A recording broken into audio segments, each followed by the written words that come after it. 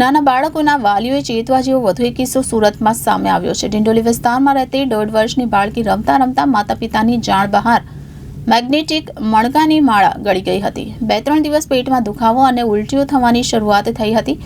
ત્યારબાદ SMIMER hospital ખસેડાતા x ray કરાતા પેટમાં મેગ્નેટિક મણકાની માળા હોવાનું સામે આવ્યું હતું। આ માળાના કારણે આંતરડાની દિવાલમાં કાણા પડી ગયા હતા। તબીબોએ 3 કલાકમાં સફળ સર્જરી કરી 18 મણકા બહાર કાઢ્યા હતા। આ સાથે જ આંતરડાની દિવાલમાં પડી ગયેલા કાણા રિપેર કરી જીવ બચાવી લેવામાં આવ્યો હતો। મળતી માહિતી પ્રમાણે ડિંડોલી વિસ્તારમાં 1.5 વર્ષની અનન્યા પરિવાર સાથે રહે છે। પિતા સાયકલ રિપેરિંગનું કામ કરે છે। 1.5 વર્ષની બાળકી માતા પિતાની જાણ બહાર મેગ્નેટિક મણકા ગળી ગઈ હતી। હજુ ભાષા બરાબર ન હોવાથી માતા પિતાને જણાવી શકી ન હતી। ત્યારબાદ બાળકીને ઉલટી તથા પેટમાં દુખાવો થતા નજીકના દવાખાને સારવાર માટે લઈ ગયા। 2-3 દિવસની સારવાર લીધા બાદ પણ દર્દીને ઉલટી તથા પેટનો દુખાવો બંધ થતો ન હતો। બાળકીને લઈ ફરી દવાખાને લઈ ગયા, જ્યાંથી તેમને મોટી હોસ્પિટલમાં જવાની સલાહ આપવામાં આવી, જેથી બાળકીને લઈ પરિવાર ગત 27/8/2024ના રોજ સ્મીમેર હોસ્પિટલ આવ્યા હતા। માતા પિતા મણકા ગળી જવાની માહિતીથી અજાણ હતા, તેથી તેમને નાના બાળકોના વોર્ડમાં દાખલ કરવામાં આવી હતી, જ્યાં તેણીનું પેટનો એક્સરે કરાવતા ખબર પડી કે બાળકીના પેટમાં મણકાની માળા છે। તેથી તેણીને વધારે સારવાર માટે સર્જરી વિભાગમાં શિફ્ટ કરવામાં આવી। સર્જરી વિભાગના પ્રોફેસર ડોક્ટર હરીશ ચૌહાણે એન્ડોસ્કોપી કરીને માળા કાઢવાની કોશિશ કરી, પરંતુ માળાના મણકા જઠરની દિવાલમાં ખૂંપી ગયા હતા, જેથી તાત્કાલિક ઓપન લેપ્રોટોમી ટાંકાવાળું પેટનું ઓપરેશન કરવાનું નક્કી કર્યું હતું। ઓપરેશન દરમિયાન જાણવા મળ્યું કે દર્દીની જીઆઈ સિસ્ટમ એક બોલની જેમ ચીપકી ગઈ છે। એક બોલ જેવો માંસ થઈ ગયો હતો, જેને છૂટા પડતા જીઆઈ સિસ્ટમમાં વિવિધ ભાગોમાં 10 કાણા પાડ્યા હતા અને ત્યાં મેગ્નેટિક મણકાઓ ચોંટેલા હતા। સ્મીમેર હોસ્પિટલના તબીબો દ્વારા બાળકીના શરીરમાંથી 18 જેટલા મેગ્નેટિક મણકા બહાર કાઢવામાં આવ્યા હતા। મેગ્નેટને લઈ આખી જીઆઈ સિસ્ટમ ચીપકીને આંતરડાની દિવાલમાં પ્રેશર નેક્રોસિસ થઈ કાણા પડી ગયા હતા। આ તમામ 10 કાણાનો રિપેર કરી દર્દીનું 3 કલાક સફળ ઓપરેશન કર્યું હતું। દર્દીને આજ રોજ 12 દિવસ પછી સંપૂર્ણ સારવાર આપી પૂરેપૂરી સ્વસ્થ સ્થિતિમાં રજા આપવામાં આવી છે। પ્રાઇવેટ હોસ્પિટલમાં ખર્ચ 1.5 લાખથી 2 લાખ થઈ શકે છે। તો માતા પિતા તથા ઘરવાળાઓએ નાના બાળકોને રમવા આપતા રમકડાનું અચૂક ધ્યાન રાખો। નાના બાળકો ગળી શકે છે તથા નાના પાર્ટ્સ છૂટા થઈ શકે છે, એવા રમકડા આપવાનું ટાળો।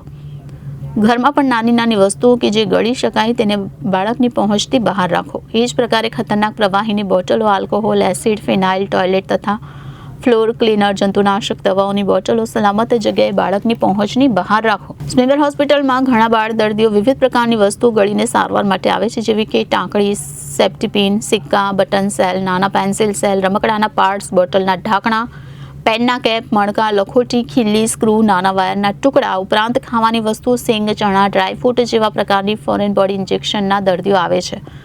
ઉપરોક્ત કોઈ પણ વસ્તુ શ્વાસનળીમાં કે શ્વાસનળીના મુખમાં ફસાઈ જાય ત્યારે તાત્કાલિક સારવારની જરૂર પડે છે અને સારવારમાં મોડું થાય તો દર્દીનું મૃત્યુ પણ થાય છે। આ પ્રકારના ઘણા બાળકો તથા યુવાનોને જોયા છે જે હોસ્પિટલ પહોંચ્યા પહેલા જ દમ તોડી દે છે, જ્યારે પાચન તંત્રમાં જતી ફોરેન બોડી ઇન્જેક્શન અન્નનળી, જઠર તથા આંતરડામાં કાણું પાડી દર્દી માટે જાનનું જોખમ ઊભું કરે છે। સુરત પાલિકા સંચાલિત સ્મીમેર હોસ્પિટલમાં દર અઠવાડિયે આવા સરેરાશ 10-12 બાળકો આવે છે। 1.5 વર્ષની બાળકીના ઓપરેશન દરમિયાન બેભાન કરનાર ડોક્ટરો, પીડિયાટ્રિશિયન, સર્જરીની team, professor doctor Harish Chauhan, doctor Milan તથા યુનિટના રેસિડેન્ટ ડોક્ટરોનો દર્દીના માતા પિતાએ હૃદયપૂર્વક આભાર માન્યો હતો। હું professor doctor Harish Chauhan, surgery વિભાગ, સ્મીમેર હોસ્પિટલ। મારે આમ જનતાને, વાલીઓને, જે નાના બાળકોના વાલી હોય છે, એમને જાણવા જો કે એક સંદેશ આપવાની ઈચ્છા છે।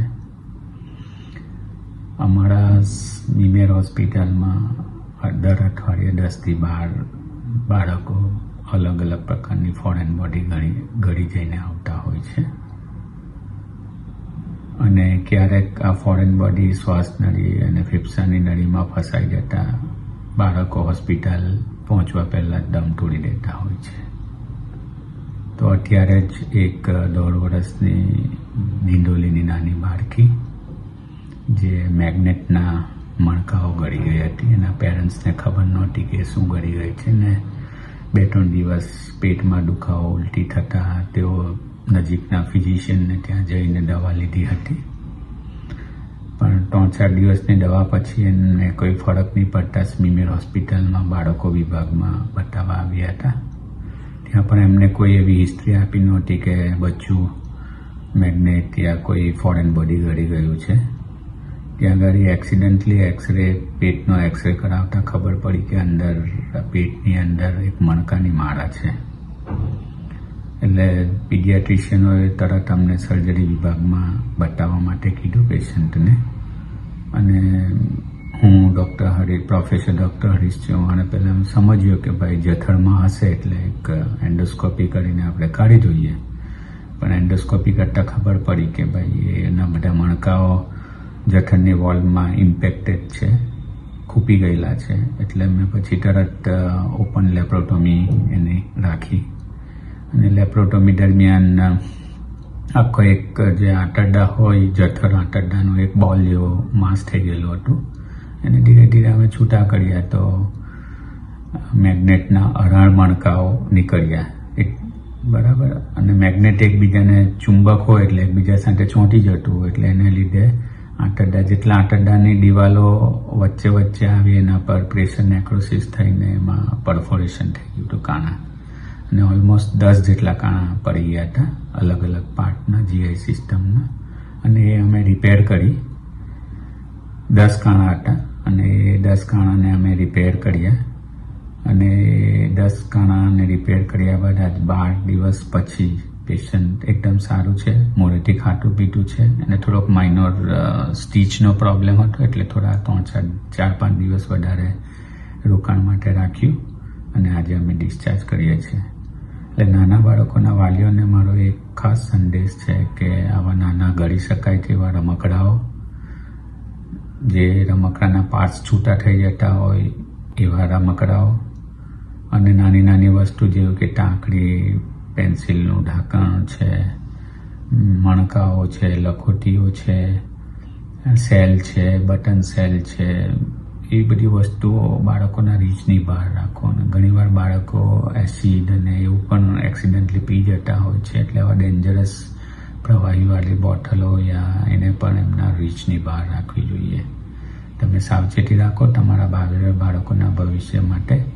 એ એક મારો સંદેશ છે. કેમ કે અમારા માટે એવરી વીક 12 થી 13 પેશન્ટો આવા આવતા હોય છે.